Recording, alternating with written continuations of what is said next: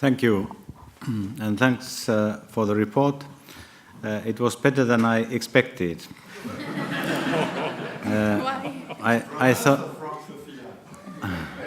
thought that it is piece of cake, but I think it surprised me that how kind of complex the question is, but still the complexity was well addressed. So thanks again. I just have a couple of remarks. Storage is important.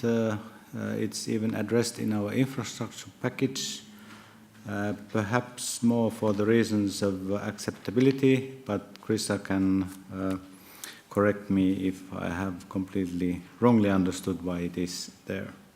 You're always right. I have a rather personal impression what will happen with storage. I know that in Switzerland, in Austria, there are big projects underway. The investment decision has been made somewhat in the past, so many people say that if they would need to decide now, they wouldn't make the decision. But fortunately, they decided a couple of years ago, so now they are building it, and it will take still a couple of years to finalize those projects. They are big projects. They need grid, which they are not sure yet whether they have all that grid to use the storage efficiently. So this question also comes back to the question whether Europe is able to improve the grid. And often it's a local issue, so the grid needs to be strengthened locally. So it is the Austrian grid and the Swiss grid that needs to be strengthened. I think one of the interesting things was whether this business is regulated or whether this is a purely market-based business.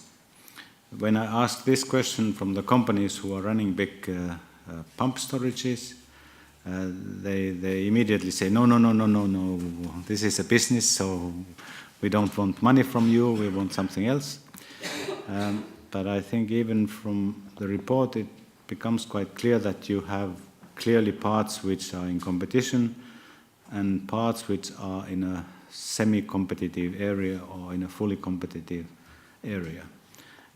So I have no conclusion on this, but just with great interest noticed that perhaps there are storages which are more on the regulated side and should be promoted as regulated cases, and storages which are clearly on the market side and should be promoted as market cases. And I think the Italian case where the TSO is allowed to build storage, kind of a system service base, is an indication that this is already happening. Regarding the future, I'm not worried at all of the business cases of these storage operators. There are EDFs, Alpics, Verbunds involved in that business, so I'm not crying for their business case for storage.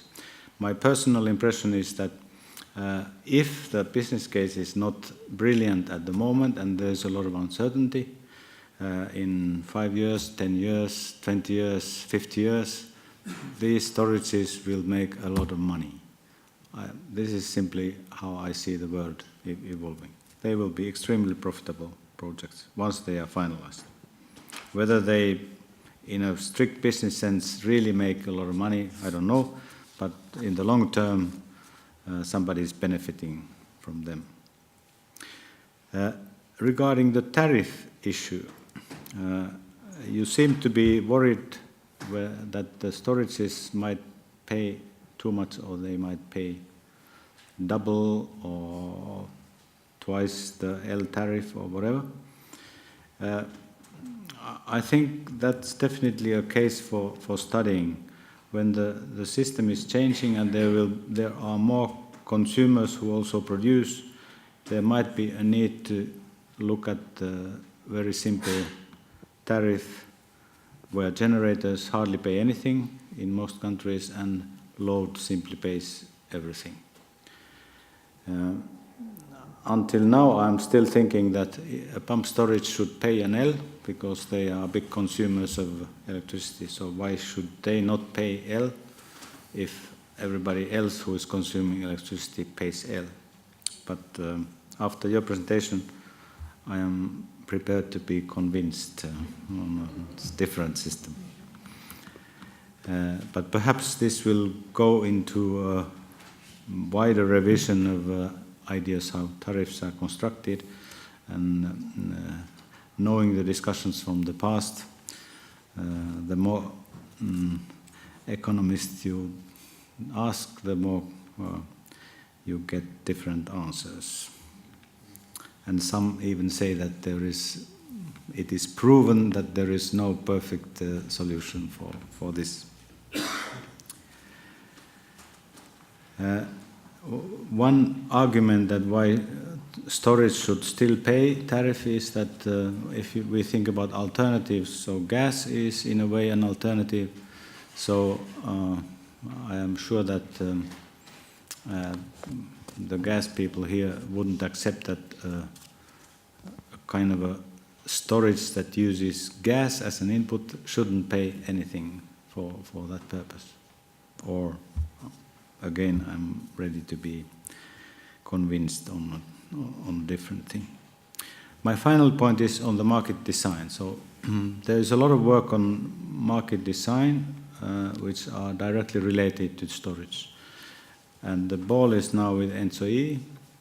ASO has delivered the balancing framework guideline. It's a very challenging framework guideline. It is ambitious. Everybody, I think most people consider it ambitious. And now ENTSO-E has to deliver an ambitious network code which puts these things into practice. Many of the things you mentioned on the market design will be either directly addressed or indirectly addressed, or will be addressed later. But now the work that is going on is giving the pace and the setup for that. So there is a lot of work to do, and I hope that most of the aspects you have mentioned will be taken into account in that work, which is directly related to market design. Thank you.